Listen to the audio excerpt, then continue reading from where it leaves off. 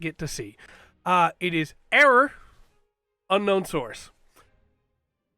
So, just right off the bat, this is a great episode. It gets into some wonderful world-building stuff. I truly, truly love it. But the fact that the transcript has the phrase, "No one notices the tape recorder under the bed," yeah, that's pretty great and terrifying. So, Georgie wanting to know if Sam's human, trying to figure out what's going on there, saying that humans don't come from the square mile, talking a little bit about how the world is now and how, the monsters are coming out of the square mile, but they're doing their best to control them and to keep them trapped there. Georgie even calls it fear radiation. She says it's been 5 years, and that they're the wardens, a part of a bigger group known as the Civil Defense Militia. And I would assume that's probably like a worldwide group at this point, because it's not just London that is like this. There are other places around the world that are also like trapped within this bubble of fear still, where the creatures haunt there, with the fears having left, but the creatures remaining, still feeding on people's fear, which is sick, and I love, and I definitely want more, and I think we're going to get more, so that's great. But also, when Sam thinks about the basement, the audio gets fuzzy. Like either Sam's having a hard time recalling it, or the tape recorder is having a hard time recording it. And I think that's really cool. Sam makes a really interesting comment here, too, where he says that he saw people in a dream. Celie was there, and even Georgie was there. For a second, I thought that was Sam imagining that he had dreamed his world and that his consciousness had, like, merged with the Sam that might exist in this world. But later on, he talks about that world, and it doesn't sound like it's a dream anymore. He's just talking about his home. So I'm not sure exactly what's going on there, but that's interesting. Also, just kudos to Sam figuring out real quick that he's in another dimension. It doesn't take much to figure out that doesn't sound like my world. But then also when he brings up Hilltop, the Hilltop Center, the Hilltop Mall, can't remember what it was called, but you know what I mean. When he brings up the Hilltop Shopping District, that was it. Then Georgie immediately is like, okay, yeah, no, this must be a thing with the fears or whatever, because that's Hilltop, and she shakes his hand and everything's cool then. Until they find Heidi's body, which is covered in glass. Now, that's not too strange of a thing. We know her domain. We know that that's how the archivist was feeding in Sam's world, the OIAR world. But Georgie immediately is like, hey, what is this? Tell me what this is. And then Sam has to tell her that, hey, it must have followed me through. She's like, I don't care that you didn't mean for this to happen. Like, this is a problem, because she recognizes right away the way that it's feeding. And a lot of people are still on that train that this is John from that world, from Sam's world. Early on in Protocol in Season 1, we find out that John had died. Now, that could be false, and this be John, but this could also be any other archivist, right? This could be, we know it's not Gertrude because she's still around in that world, but it could be Albertus Magnus, it could be Jonah Magnus, it could be that world's Elias Bouchard, it could be the spelunker, I can't remember her name, it's in my notes, hold on. Red Canary, who went down into the archives, and it could be she was changed there. There's options, there's options. But either way, Georgie definitely recognizes the modus operandi, right? Asks for a description and is told that the archivist has like rags, cloak, but its face is all eyes. And Georgie says that if it's who she thinks it is, then there might not be anything left to rebuild.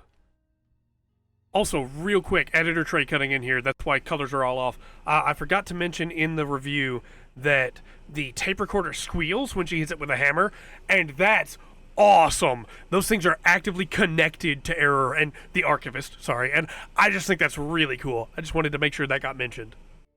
Then we get into our statement, and this is where the bulk of our review here is going to be, because in this statement, the archivist approaches an elderly gardener, and you may look at this and say, oh, well, she's just a sweet old lady, and she's trying to bring new life into the world, she's trying to focus on the passage of time, she's trying to be reasonable, but also this means that the archivist is out of the square mile, because it's hunting in the rest of the world. And that's going to be a problem, not just for all the people that die, obviously, but it's going to look bad on Georgie and the Wardens. They're going to have to spend a bunch of resources to try and stop him. And even if they can, that resources that are spent to try and stop him, those resources, I guess, will be taken away from the square mile, and more things might get out there. So definitely interesting. It could be a great opportunity for people like Basira to show up to help stop the archivist.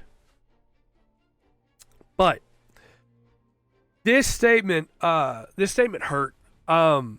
Without getting into too much detail, I'm fond of a statement that's the blood we shed, it never dries, right?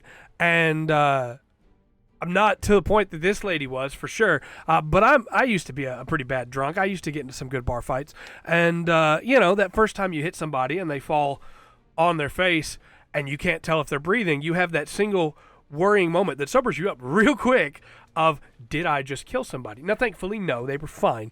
But you have that moment, and it's a moment that lasts for way longer than it probably should time-wise, right? And that's where she's at. But she did kill somebody, and that's horrifying. Like, I can't even imagine living with that every day, knowing that a life is gone because you messed up. Not because you were forced to defend yourself, even though that sucks too, and I wish nobody had to do that. Not because of an accident where somebody's brakes went out or something like that in a car or anything like that, but because you messed up. You did this. And if you had made a different choice, things would be different. And that's horrifying to think of, right? And so, trapped in that moment, when she gets put into a domain, it's a domain of the slaughter, right? It has to be. In this cave, stuck in that forever moment with no reasoning as to the passage of time, and just a rusty knife. With all these others that either have killed or have hurt and have the potential to kill, right? She mentions a man that went into a cave for 2 months and it became 4 because he lost track of time. That made me think about Michel Siffre. I think I pronounced that right. I probably didn't. Let me know in the comments how much I messed that up. But he is he passed away very recently, actually. Was a scientist that studied the passage of time and its effects on people, and he would spend long stretches in caves, or he would watch other people spend long stretches in caves, and the effect it would have on the literal time dilation, right? The time stretching, as many people became accustomed to a 48-day sleep schedule, 48-hour, not day. Wow, Trey. 48-hour sleep schedule. And so they would be awake for 32 and sleep for 16, which is crazy. But when you have no idea what the passage of time is, you just exist, Also made me think about Beatrice Femini, who stayed in a cave for 500 days and would tell people that, yeah, it was just like one day. It was a wonderful time. But then when you watch the footage, she was losing her mind. Hallucinations, terror, At one point, she became convinced that there was a creature, an animal that had found its way into the cave, and she would sleep with a knife in her hand. And I feel like that had something to do, these two stories, with this case, right? This statement. But I just found that fascinating because it'll mess you up. And that's not even counting the guilt, the possibility. It's really fascinating stuff. I really liked this episode, but it's also horrifying, right? I was an EMT for a little while, and I had to hold a man while he died. And that was really tough for me to come to terms with. I stopped being an EMT because of it, right? EMS. And I can't imagine, even if it wasn't on purpose, killing somebody and having to live with the guilt of the fact that they're not around. It's one thing bad enough to hurt somebody and think they're dead. It's quite another to actually have killed somebody. And you shouldn't hurt anybody, right? I'm just throwing that out there. Just let people be. Long as you're not hurting anybody and your actions aren't hurting anybody, we're all fine. We can just exist. But, trapped in this cave together, killers all, and in the center a rusty knife. The archivist tells her to pick up the knife. She does. It was already in her grip.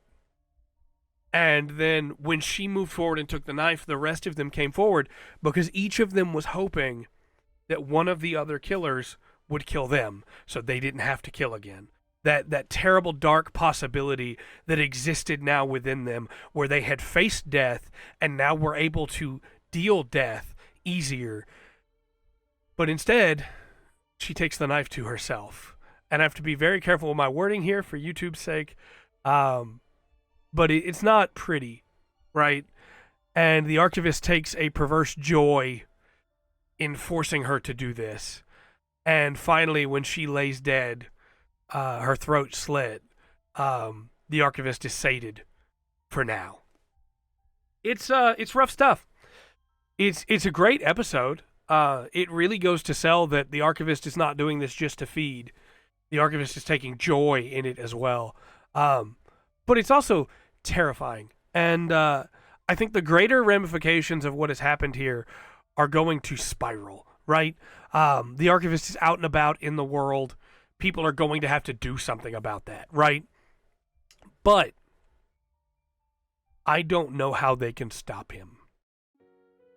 If they can try and get back to the tear, but Sam was dropped from the sky, It's possible the tear's still at Hilltop and they can get there. But I don't know.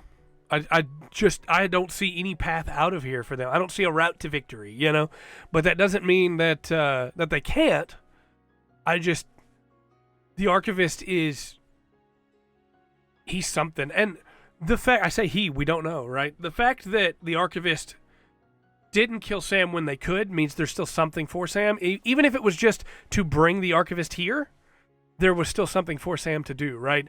But if that's all it was, the archivist can just kill Sam now. And I'm very curious to see where all this goes. I wish we could see a little bit more from the 5 years in between. It's possible through some statements from the archivist here. We might be able to. But it's so cool being back in this world. And I've seen some people say, well, we don't know that this is Magnus World. No, we don't know that. It could be a different dimension that somehow their Georgie got all the knowledge that our Georgie from Archives had. And it could be Georgies are all connected throughout all of the multiverse, But I feel like this is probably the Archives world. I feel kind of bad cutting this review short. We've only made it 15 minutes or so. But there's not really much more to say. It was a great lore episode, and it's all good information to hold forward. But I don't want to get into too much more detail on the gardener and her situation because it's very sad. And, she just wanted to try and move forward. She was trying to bring life into the world instead of taking it. And I think that's beautiful and also horrifying that the archivist would do that to her. But, of course it would. It's the archivist. Let me know your thoughts in the comment section down below. I'm stoked, but also a little concerned for the Archives world. We'll see how it goes, though. Let me know your thoughts. And until next time, I've been Trey. This has been The Full Spectrum. Remember to always enjoy the full spectrum that Magnus has to offer.